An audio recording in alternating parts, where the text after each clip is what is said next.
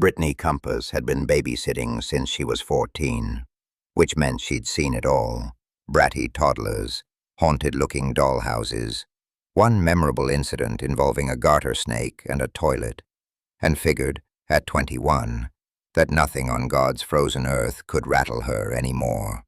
She was wrong about that, but then, aren't we all, eventually? The gig was easy money. The Vernons, Dad ran money for a hedge fund out of an office in Marquette. Mom did something with insurance nobody ever fully explained. Paid double the going rate for one Friday a month, while they drove down for what Brittany privately called date night, rich people edition. Big house, good Wi-Fi, two reasonably well-behaved kids. The only catch, and Brittany should have paid closer attention to it, was that the Vernons always left on the night of the full moon. Every single month. Like clockwork, like a reservation. She should have asked why. She didn't. $200 buys a girl a lot of not asking why. That Friday started at the pizza place with the arcade, the one with the ball pit that smelled faintly of feet and birthday cake, because that's where you take kids to burn off the kind of energy that otherwise turns your evening into a hostage negotiation. Brittany was watching the kids dominate the skee-ball machines and half-scrolling her phone when a couple sat down across the table from her, uninvited, friendly as a couple of door-to-door salesmen who already know you're not buying anything. He was in his mid-20s, with a jawline that could cut paper and eyes that didn't so much look at you as take inventory. The guy leaned in and asked if she was the one sitting for the Vernon kids tonight, which was a weirdly specific thing to know, and the woman beside him smiled, with about 6 more teeth than Brittany remembered anybody having. Word gets around, the woman said, about who's watching the house on nights like tonight. Brittany gave them the polite brush-off, something about wondering what they used for pizza sauce, real master of espionage stuff, and got the kids their tickets and got out of there. But the unease came home with her in the car, riding shotgun the whole way back, the kind that settles into your stomach when someone smiles at you like they already know how your evening ends. Bath time, storybook, lights out by 9. Brittany settled onto the couch with the good satellite package and a controller she wasn't using, and told herself the knot in her stomach was just pizza place grease finally catching up with her metabolism. Then the porch went silent. The moths stopped throwing themselves at the porch light. The ice maker, which had been cycling all evening, finished its last cube and didn't start another. Brittany became aware, in the way you only become aware of something once it stops, that there had been crickets. The front doorknob rattled first. Not a knock. A test, patient and deliberate, the kind of rattle a person gives a lock when they already know it's the only thing standing between them and dinner. Not frantic or angry, but deliberate. Casting the bolts give with the quiet, certain pressure of a hand that has done this before. Brittany was up and moving before her brain fully caught up with her legs, purse in hand, taser out, some old animal instinct doing the thinking her conscious mind hadn't caught up to yet. The back door started up next. Same rhythm, same patience. 2 sets of hands, working both ends of the house at once, and Brittany thought, with the kind of clarity that only shows up in genuine emergencies, that the mailman didn't work Saturdays, didn't coordinate with a partner, and didn't, as a general professional policy, already know which door was weaker.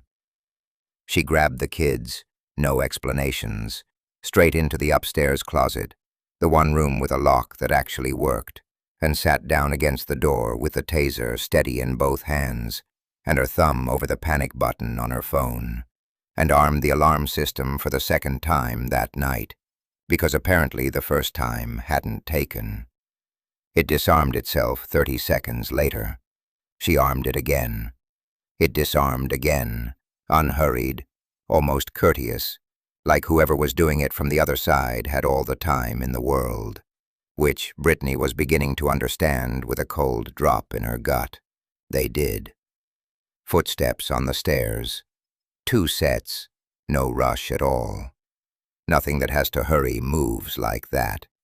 She tased the first thing that came through the closet door and got, for her trouble, a very brief, very electric look at exactly what she was dealing with. Not a face, not exactly, or at least not in any order a face was supposed to go. Something wide and dark where the nose should have narrowed, a mouth that had more going on in it than a mouth had any business having, and above all of it, a forehead that sloped back into shadow like it had somewhere else to be. Fur, teeth that hadn't fit in that mouth a second ago, eyes that caught the closet's one bare bulb and threw it back yellow, patient, and not even slightly surprised to see her. It made a sound like a large man who has just been told his reservation was given away, and took a step backward into the hallway. Brittany hit the door with her shoulder and got both feet flat against the baseboard and stayed there, breathing through her nose, while the second set of footsteps came up the stairs at the same patient pace they'd had the whole evening, and stopped just outside, and the two of them stood there together in the hallway and did not try the door again. Just stood there, which was somehow worse. The cavalry, when it finally arrived, came in the shape of Mrs. Vernon's actual, honest-to-God SUV, headlights cutting up the drive at a speed that suggested she'd seen something on her phone's camera app that no insurance adjuster ever prepares you for. The things on the stairs were gone by the time the front door opened. Not fled, exactly, more like they'd simply remembered an appointment elsewhere and left without saying goodbye, the way a coon does when the porch light comes on. The kids were fine. Brittany was, technically, also fine, if you don't count the 4 thin red lines across her forearm, where something with entirely too many fingernails had gotten a parting shot in through the closet door before it left. Lines that didn't hurt half as much as they probably should have, and which she cleaned up herself in the bathroom before anybody thought to ask about them.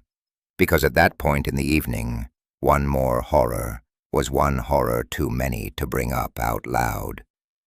The police report went nowhere, same as it always does in these stories. No prints, no footage worth a damn.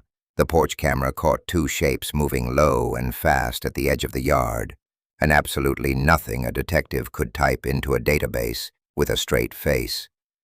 The Vernons paid Brittany triple for her trouble, and didn't ask her back the following month, which he thought was decent of them, all things considered, and never once mentioned, in front of her, exactly why they always scheduled date night around the full moon, or exactly what kind of insurance Mrs. Vernon's job really involved.